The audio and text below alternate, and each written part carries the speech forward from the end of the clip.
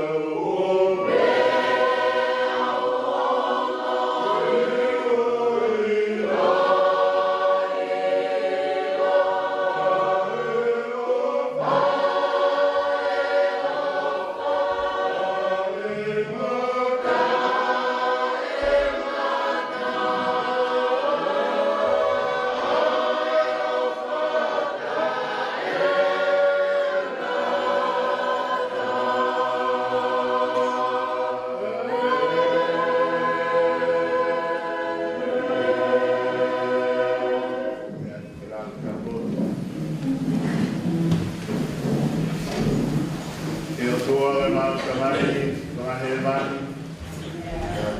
Ang koe na ke ofa ikimautol talu ni kamatanga.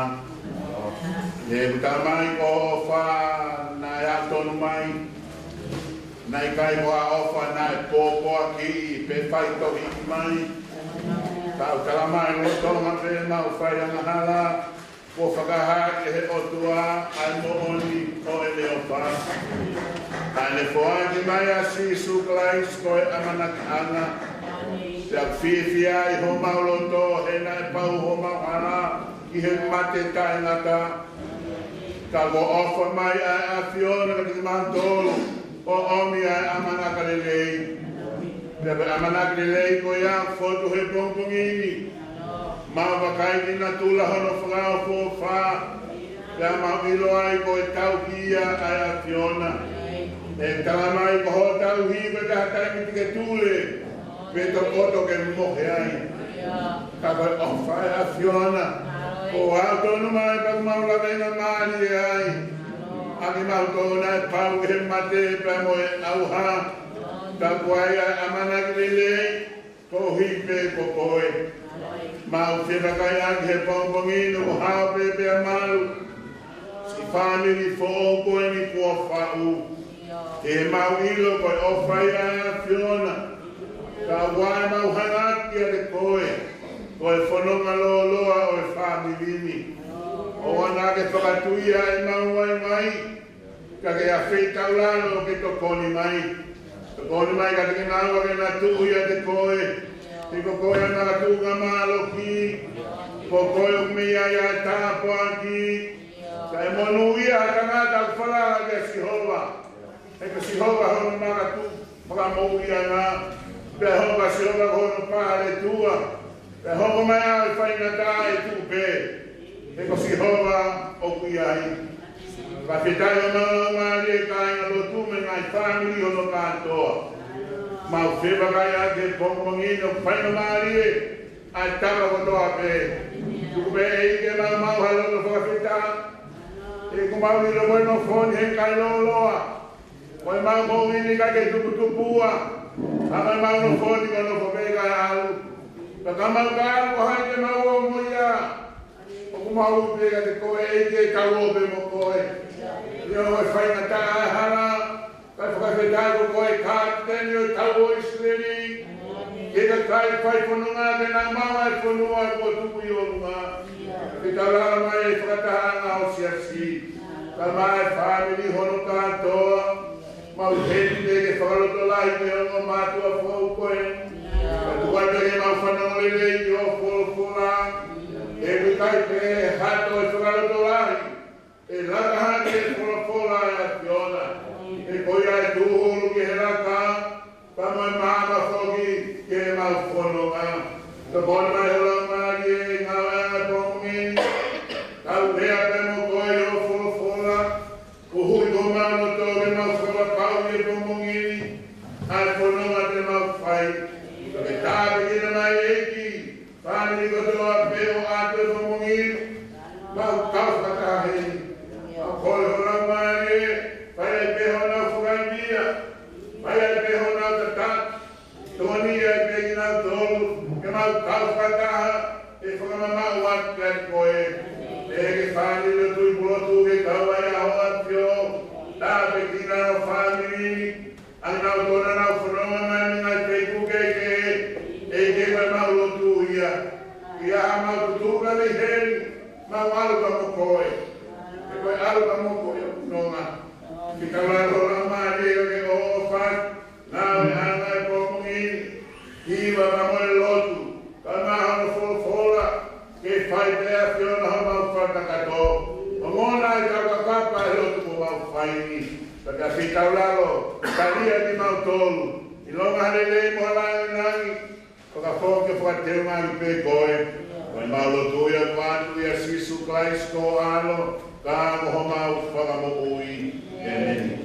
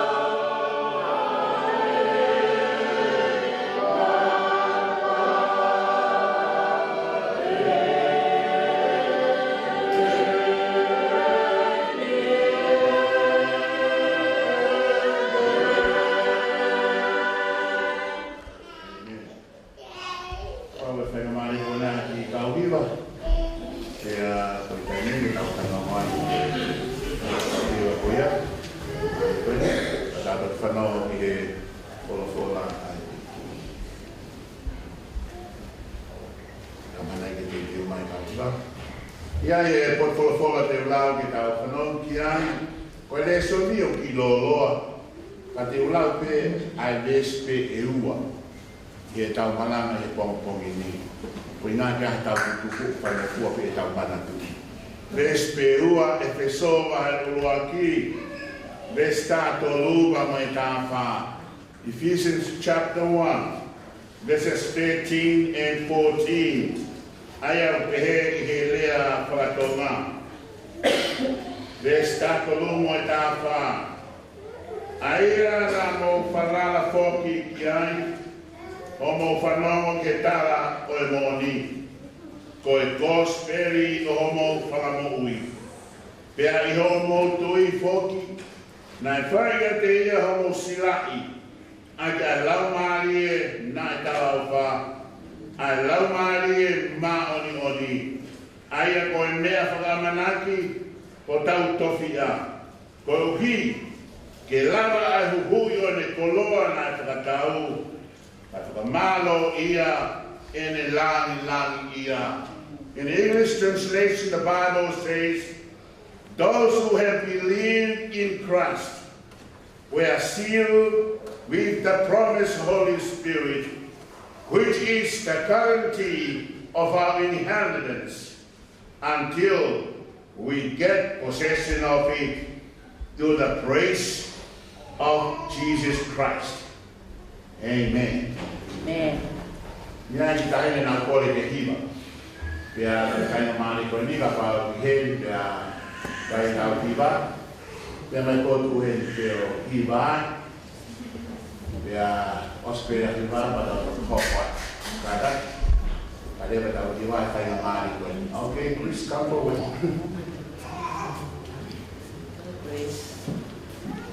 Yeah, so go over there. Over. It's okay. I'll do that. Morning, church. Morning. Sorry.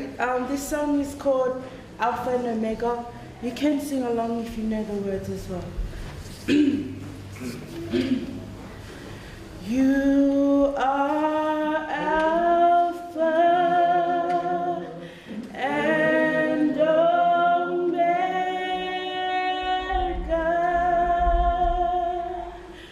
We worship you, our Lord. You are worthy to be praised. You are Alpha and Omega.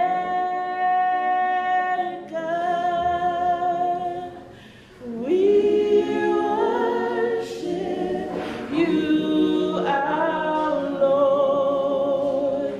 You are worthy to be praised.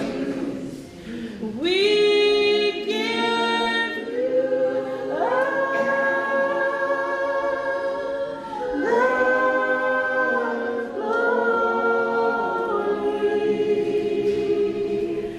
we worship you, our Lord. You are worthy to be praised. We give you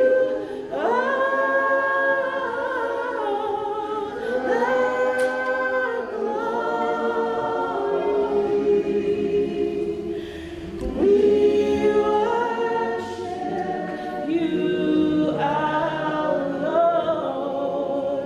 You are worthy to be praised.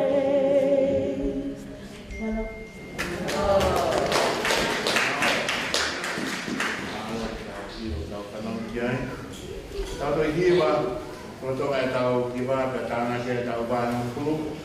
Wangi aba mo e kiwa mo fumata o e kimi. Ua hiwa tahagi mo mea ke tau hiwa. Koe ofa mai a si so ke ka kaya na hia. Mo ene haere he po tupu koe tangata. Koe toki mea ia ke tau whia toka ngai. Koe ofa e ki ke ka kai. Tō piraro. Ofa mai a si so.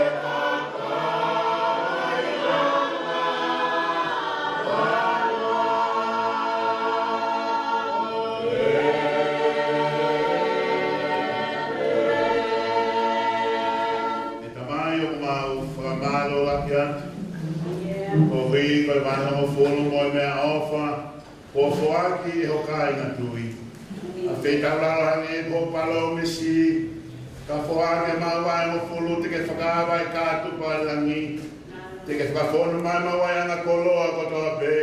Tau mau whai whetā e koe whoaki mo mau whai si anoa ke whoaki nai whai kāre wale. Whitau laro whai tāru e tina ngai ni no tope, nā nau whai ai whoaki koe ni. Whakatāra me kaunanga ko whapai ai o whani. Mau loto e mo atu ia klais koe alo kā ko mau whanga mo ui. Amen.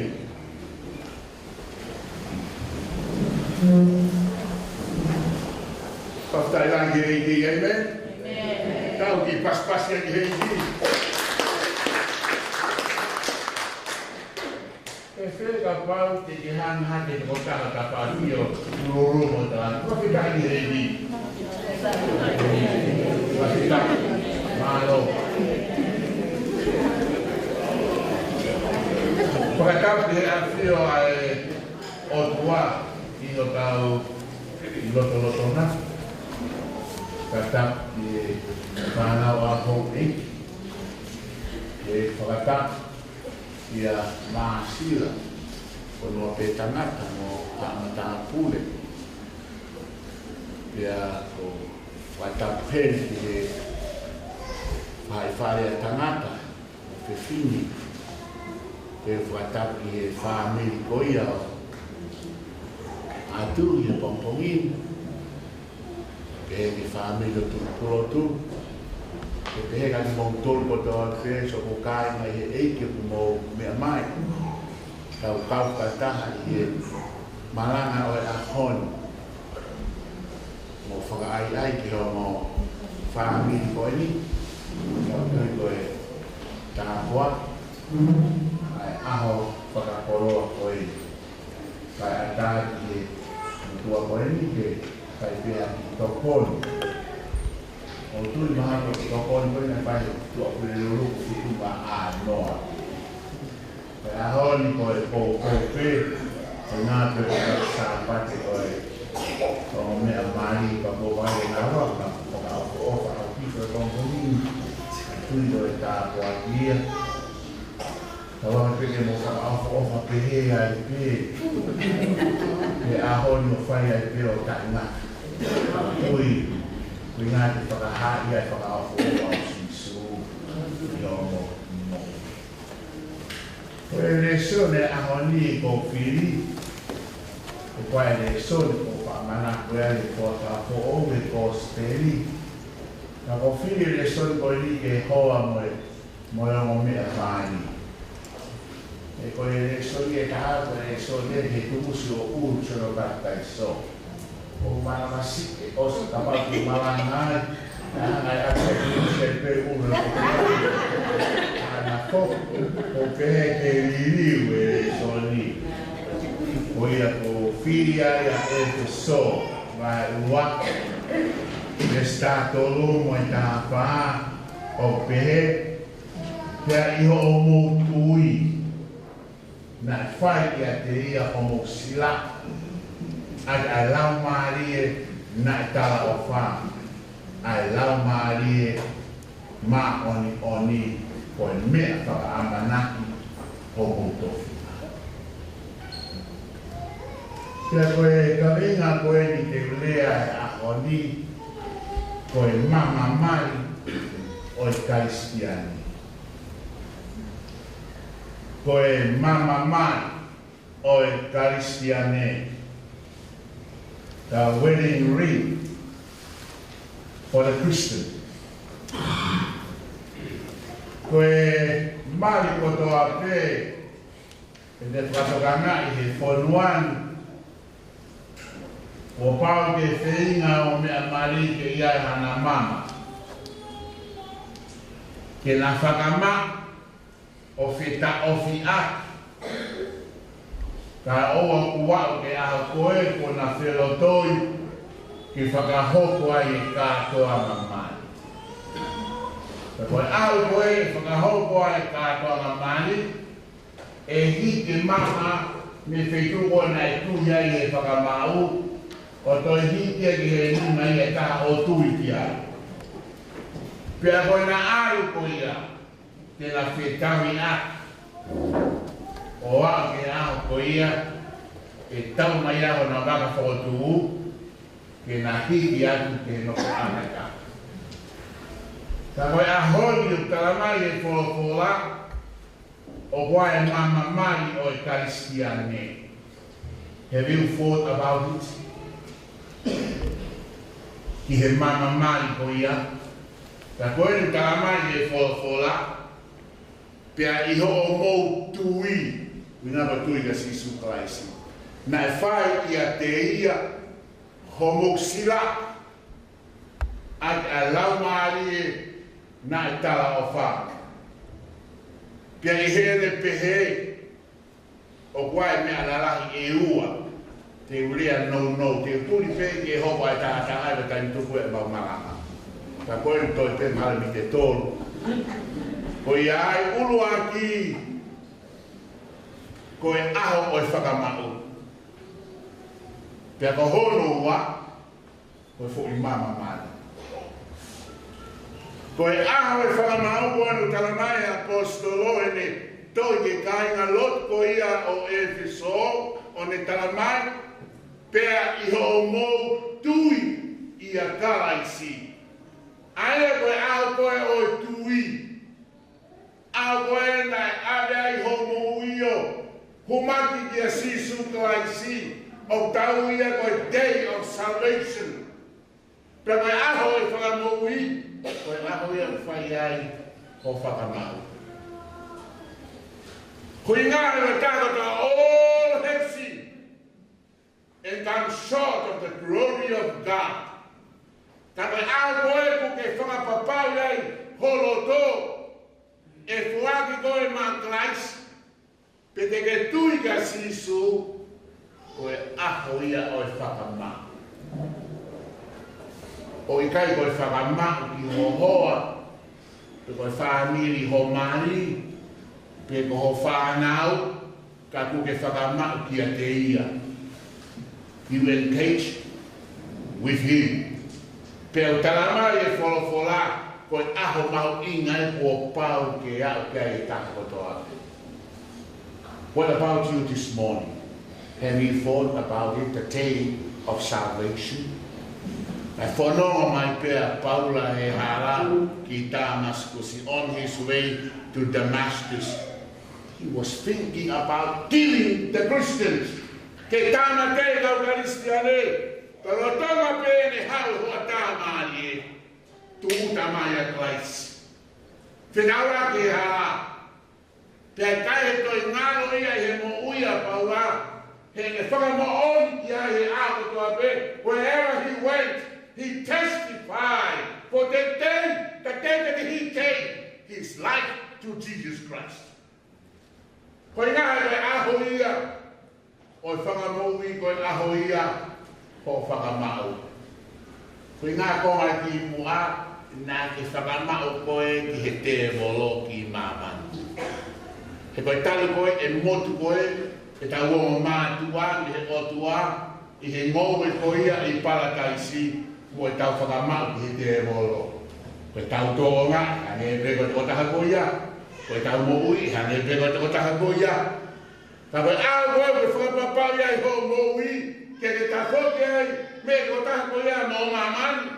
Ko e aho i ho whakamau. E tāmai wholokola, i ho mo whanomo ki he gospel o morning. Faith comes by hearing and hearing to the word of God. Aia koe rahi ane ho whanamu ne wholwhola.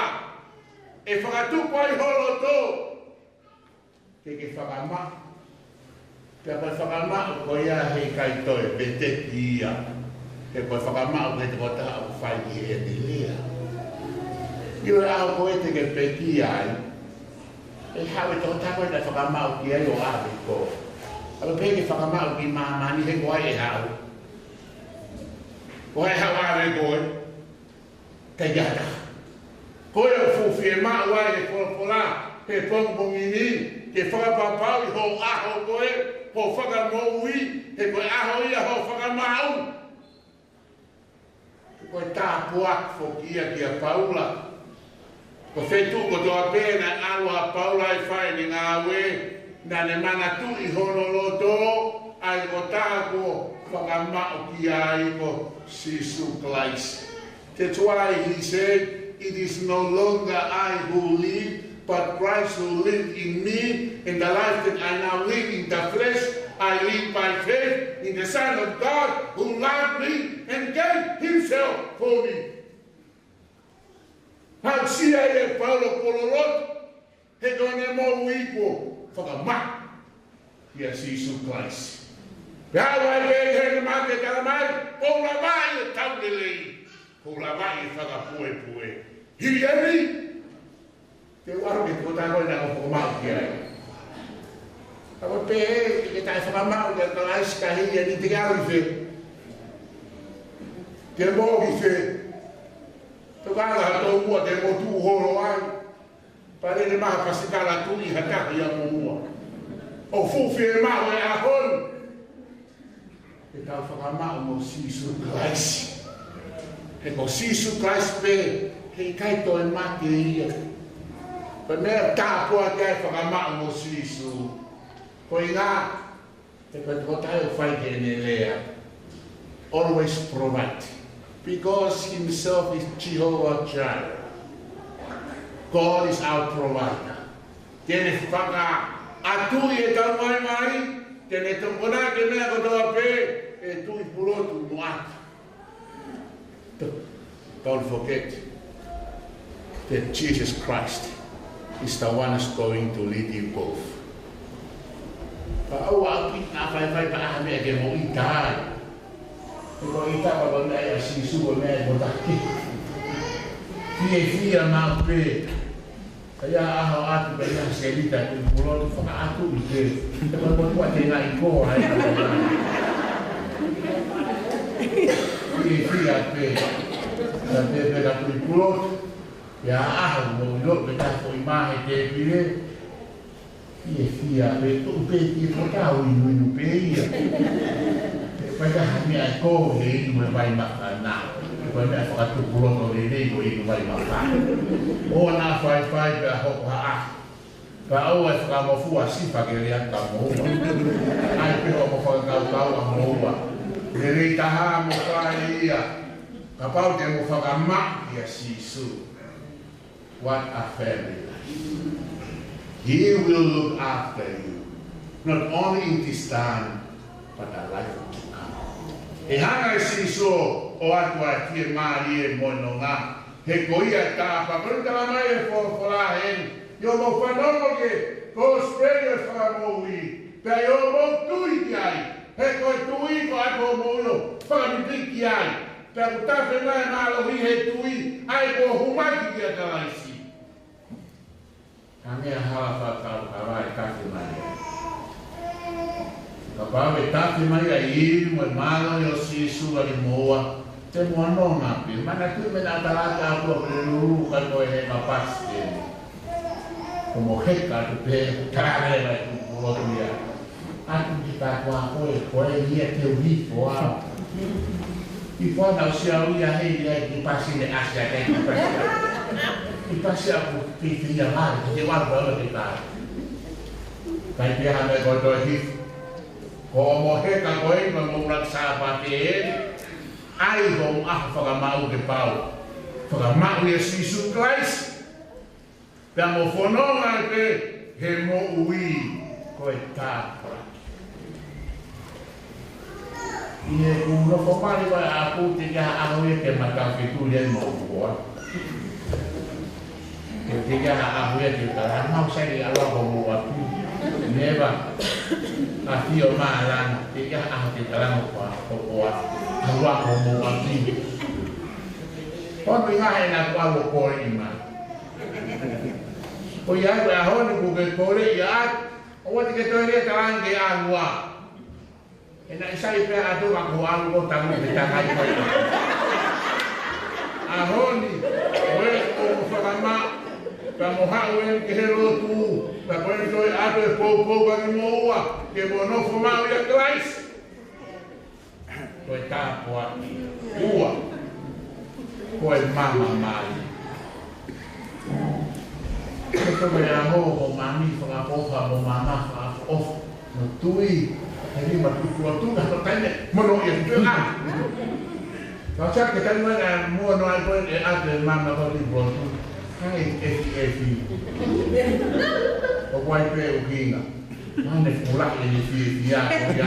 Ala ni fi ya no ko no ni ma. Tama ye fula pe o mo tuina. Fai ya ke ya homo sila I. Siri. By the Holy Spirit. Koe mama Mario Eucharistia koe la Mario ni. Le koe ago me whama wai kalaisi, tamai wholawhoraba, hu mai lewa la Mario ni te oroto. Hoia e sila, ate mamaga de koe. Te mama koia, no oroto, wherever you go. Fefe tu te ke alu ai, we alpe po spaka mama koe. Wanape ke si ine e mau whangi moa. Na ai na whangi besa. So we nau alu, te kai ke mole na o si tu e bi besa te whakari o maa. A moa koe ia. Koe ao koe ku ke whanak po ua tari a kalaisi. Ku whakamama koe e kalaisi. Aki hono lau maari maoni oni. Whanonge wholofola. Pea i ho mou tui te ia. Nai whaia te ia. Ho mou sila. Aki ai lau maari maoni. Pea koe sila ko ia. Kakao kutaki kai pe ke more mama ko ia. Pe te awi whehe kai pe ke hopo mama ia ko ia. He koe mama ko ia o aia i roko. O whehe tu te awa. O i ko tui polotu ena kunga mama o asni roko. Ko atu ena, kuingana na os ai la mari mama. Wakaya lei ho moui pena ke os ai mama mari kona o me sisu. Pakapau ke kai ai mama mari ko ia. Pa ona ki amana ke ne o tamai whakaha wa tahi wa. E whai taale ai rami. Pakai taale ai rami mo hai. Mo hono siasi. He ka whai siasi. Mo ko, mo au. Ke ka hau ka o ari ai sa suesu ia na me totisi. Ko dia halau siasi he toi tapu. Ko siasi breka he toi tapu. I lona ka kai, ko nau ai e mama mari ko lau mari, a ka kai tui ka sisu, ko ka kai a ale. Mo i loa ai e toi tapu, ka mai toi rapture of the church.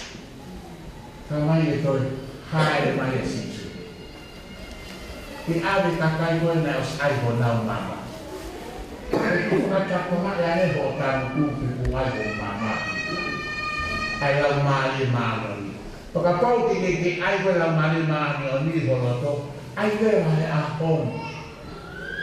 Mo sio ki mama le fai ke he. Ai maha ki ko no to, mo mate, mo me ko to pe ho ko mama. Ko fakai lo kai ke te ha wa ka si. Ke ave ho no si asi. Ke fai e kale. Ko kale fai ki he. Ai whaai pōru i ai pe tāmate kuaka. O stāmate e la mita whiua pe kolosi koia te. Pane o ste tāmai ma mea kai hok sino ke kai monia. Hoko toko i monia. O ste whanga e tāne ia. Toi ni te ke alu. Kako alu e ki tāne. Kamai hifo mai a sisu e au. Hoki nau tōko e na ma o i lau mari o tua ko e mama mari. Ke lau alpana. Hallelujah. Tapi au hake ko ia ni ango uke fukusido hange ko au e marava peke wala. Kai te feba o ia nusila pe kuantasi ke tau he ka. Ke au ni araga sisu. Ke te hava kai he kai sisu. O wale pe ka wa ko ko mahiti hila ke. O au. E pe hawal. Isia ko hoa talan. Ke tau mai. E ko ilo ia ko fonua pe tangata e a ia pe ko tata. E al ke baba kama e fola ke tani hau a e tani. Ie fakatata na fai sisu e kosperia mati i tani. Kama o hau e tani mo de kau folonga. Na o mai ke atu e tahine taane. Ompe ke ai, na wole wa me tahine taane. Ki apia o tangata taane o whae mari kia. Na kai o mai o whae mari he api whiwhine taane.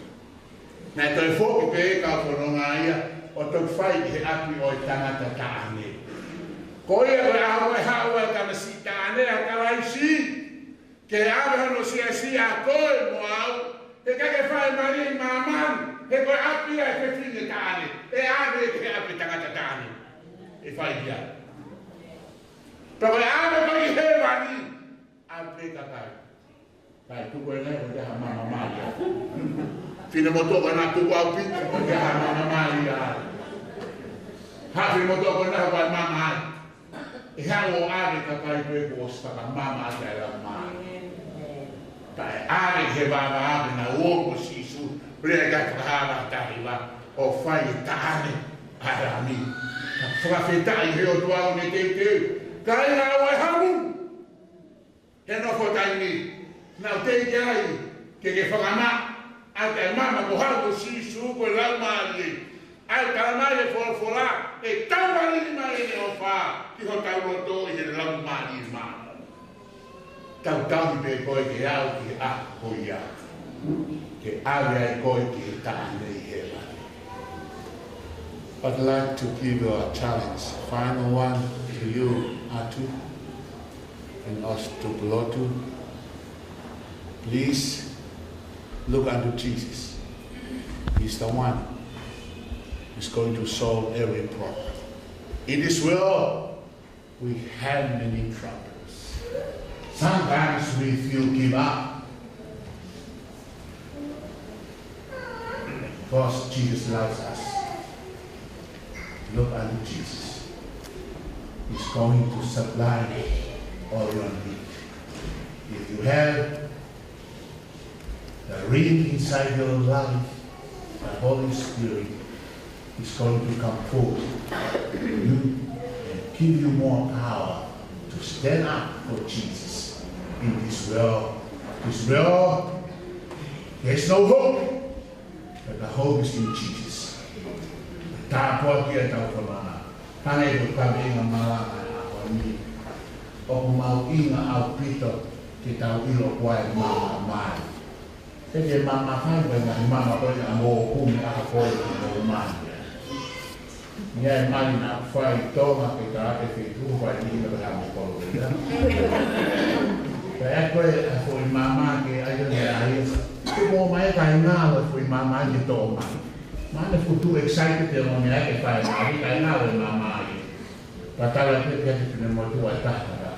Koe mūtu i pūha pe e. Tu ai pehe, ko ngahe nei o mai, ai mama mai. Ka inga au te aho ko ia, ua pau pehe ki tu e mama. Pero e mama o e au mai e mani o ri. Ringa ke ne ave ko i he tāne. We are longing for the day when Jesus returns. We will go up to the air to meet with the bridegroom. The bridegroom was Jesus Christ. Te kona o mama, pakapau kai a ilo e ahone koe mea kuwa mama mai o e kai siane. Ani ko tanga mai he tohi, e hao ari ki tau tohi tau o he baba, lo ke whai tāne. Whakawhetai ki he otua, Jesus Christ, ko ia ia. Ai te kotate, ari tau tolu, ke ati o e te kieru. Ko te kau, o e maranga, o e kongongi, ai te pau o mawa mai. Wahila tu wanofanya mafaa ojui Kemomea kinawiba Faa noa faa Lambari mea maya pika wangu yao Taya fengani hao silaki ya mau Tabuyo kwa tamai o ngavi hafari hai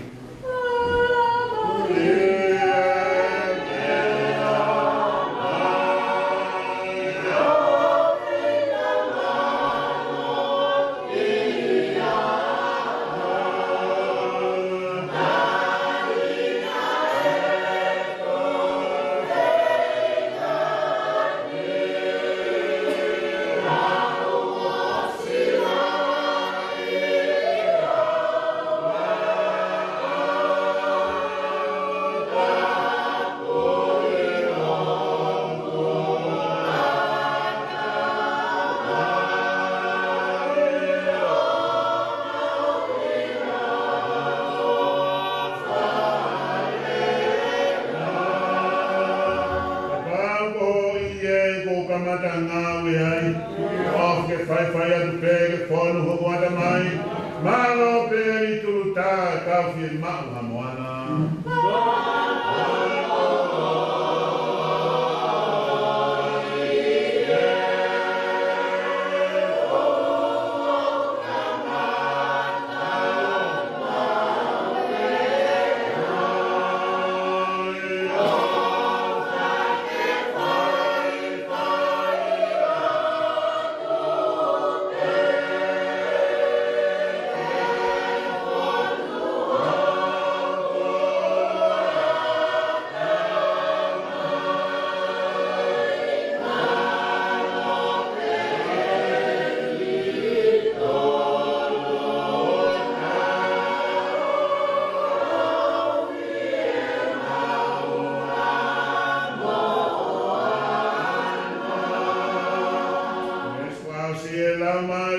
Tapu pramoni ki otoa o moi ho ha u he wata mai to toa tanto ilo no pau ko ke faka ho ko au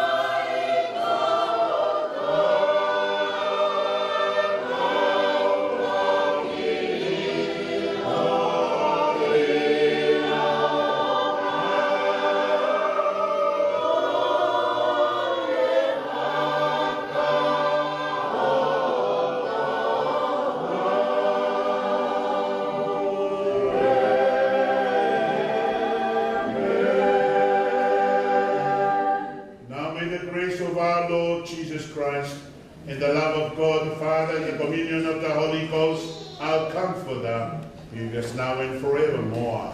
Amen.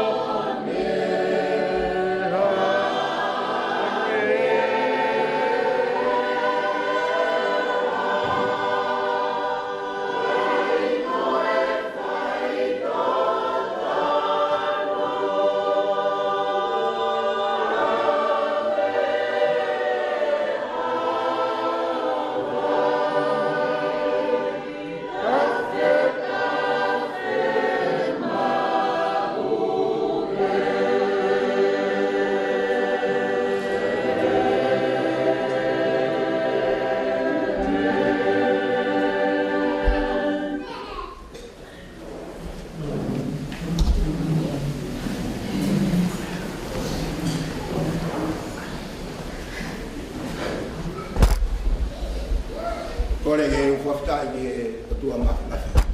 Ya tamai wa fio ta nga ya fo. Kore be mo ke ufanga te na ta ke ta tore. Malanga prosperio ya hadi to ta sa ko tui. Ta ta mo e fo ho wa ke ki tu ni. Au ta kai ko tu. O bu ke fa mari ni. Pa malo ke to ta. Si ko tui. mo e folofola na non e a foni e na nga ka mai la mari e ro pe ya ho fo sta io tua le sevani di ono fa fo mai ai le tu ni mo le a ho ba ta una sia o be via che qua malo che o family ko di kuna pa family fo we block mo ati ma ko ai o mo mai a kai ko la te ko ta kai malo tu ko ta de di ko ta wi hedi ko poste ko da fa family fo ko o mai ta dolo e che tu do che ta wi hedi ta wi ai più spegni ne ho per da una male lao ai am solo che fu là e todo non hanno che ai tu ni mo la vede a questi dia via e guarda si su da un modo che la ma la palla guardare fuori da uno vedo in cui la prima da palla che tutto può sia non c'è che ha un numero di mano lo canale mai di mano che è via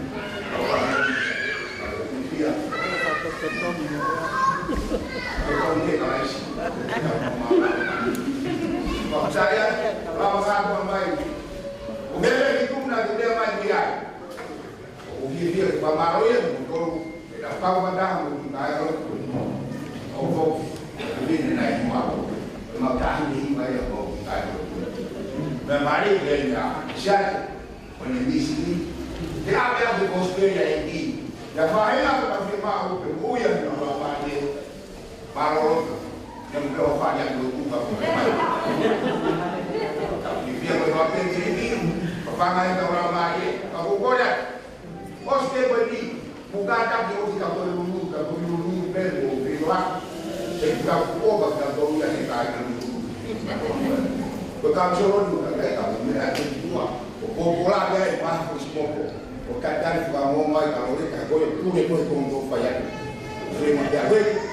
Mau apa?